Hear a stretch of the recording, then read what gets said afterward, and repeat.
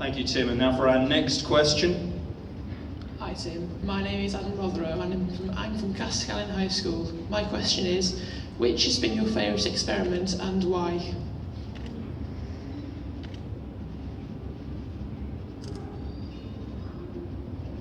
That's a good question, although it's a tough one for me to answer because, 5 months into the mission now, we're well over 200 experiments down for Expedition 46 and 47. Some of the more exciting ones have been the ones that we have a lot of practical interest in as well. For example, the airway monitoring experiment, the first time we used the space station's airlock as a hyperbaric chamber, investigating our own airway inflammation and using nitric oxide as an indicator for that. So some groundbreaking techniques there that will help people on Earth who suffer from asthma. So that really, for me, was a very exciting experiment to be involved in. And also things such as flame combustion experiments as well. It's fascinating to see how flames perform in microgravity.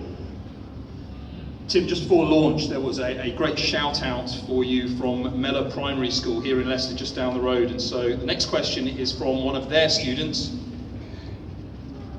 Hi Tim, my name is Shreya and I'm from Mellor Community Primary School, and my question to you is, which is more beautiful, daytime Earth or nighttime Earth?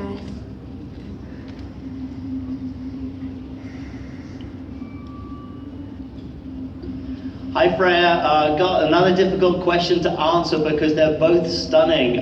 Some of the things I love at the nighttime are thunderstorms and the aurora, and we've really been quite lucky. We've had a lot of solar activity during this mission, and I thought I wouldn't see that much of the aurora, but we've been spoiled. I see it more often than not.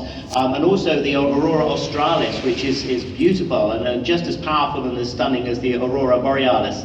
By daytime, of course, we get to see all of the beautiful places that we recognize on Earth, and I take lots of photos in the daytime and at nighttime, and they're both absolutely stunning.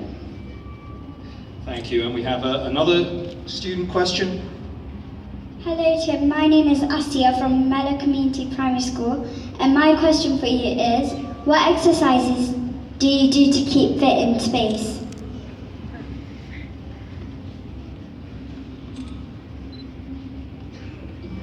Yes, keeping fit in space is really important so that we can prepare ourselves for coming back and living on Earth in a 1G environment. So we tend to exercise for about 2 hours every day, and that's a mixture of cardiovascular exercise. So we'll either jump on the running machine or on the bike machine to get our heart rate up and to give our heart muscle a good workout. And then we'll also exercise on a device we call ARED, which uses vacuum cylinders to give us some weight resistance so we can do muscle training. Tim, FAI is all about setting records. My next question is from somebody who I think has already set a record as the youngest person ever to fly in a vertical wind tunnel. It's Noah Montgomery, and he is going to be 4 in 2 days' time. So I think we're setting a record for an in-flight cool age here. So Noah, what's your question to Tim, please? If he has a telescope. So Noah's asked me this question many times. Does Tim have a telescope like the one I've got, or is it better?